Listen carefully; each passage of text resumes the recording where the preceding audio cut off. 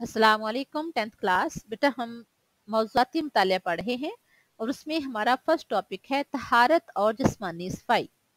इसको हमने 2 हिस्सों में डिवाइड किया था और हम टॉपिक हमने मुकम्मल कर लिया है। आज हम इसके करेंगे मुख्तसर सवालात।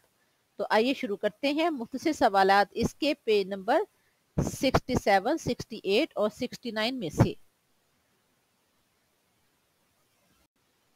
क्वेश्चन नंबर 1 है तहारत के बारे में एक कुरानी आयत बमा तर्जुमा तहरीर करें। तो आइए देखते हैं इसका आंसर।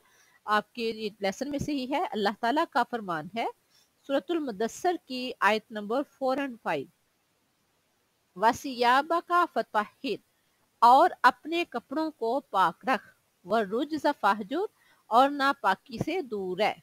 फिर देखें, वसियाबा का फतहिर, और अपने कपड़ों को पाक रख, व रुज्ज़ फहजुर, और नापाकी से दूर है। क्वेश्चन नंबर 2 है तहारतो पाकीज़गी के बारे में एक हदीस से मुबारका बमा तर्जमा तहरीर करें।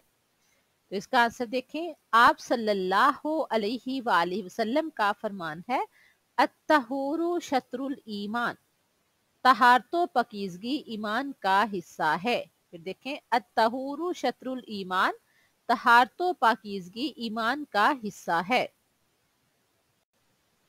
क्वेश्चन नंबर 3 है तहारत के लुग़वी मानी क्या हैं। तो आंसर देखें। तहारत के लुग़वी मानी पाक होने के हैं। तहारत के लुग़वी मानी पाक होने के हैं। आगे है क्वेश्चन नंबर 4, तहारत में कौन कौन सी चीजें शामिल हैं।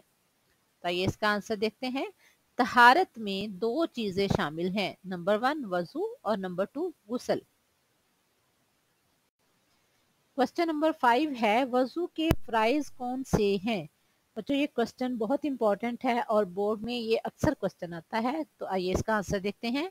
वजू के 4 फ़राइज़ हैं और वो कौन से हैं, मुदर्जा झैल हैं।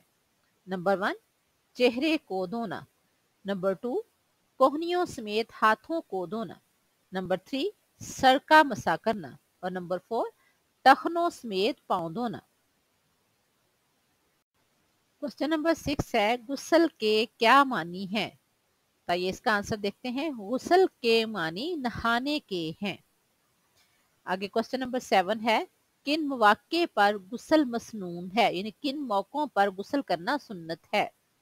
तो ये इसका आंसर देखते हैं। जुमा के दिन, ईदैन के दिन, ईदैन मीन 2 ईदें, ईद उल फितर और ईद उल अजहा, और उम्रा हज के लिए एहराम पहनने से पहले गुस्ल करना मसनून है। फिर देखें, जुमा के दिन, ईदैन के दिन और उम्रा हज के लिए एहराम पहनने से पहले गुस्ल करना मसनून है। क्वेश्चन नंबर 8 है और ये हमारे इस टॉपिक का लास्ट शॉर्ट क्वेश्चन है। गुस्ल करते वक्त किस बात से मना किया गया है। तो इसका आंसर देखें। गुस्ल करते वक्त गुनगुनाने और बातें करने से मना किया गया है। फिर देखें, गुस्ल करते वक्त गुनगुनाने और बातें करने से मना किया गया है। तो बेटा हमारा फर्स्ट टॉपिक आज मुकम्मल हुआ है। इसके बाद हम नेक्स्ट करेंगे सब्र और शुक्र और हमारी इनफरादी और इज्तिमाई ज़िंदगी। तो उसको हम सेकंड टॉपिक हमारा ये होगा। अल्लाह हाफिज़।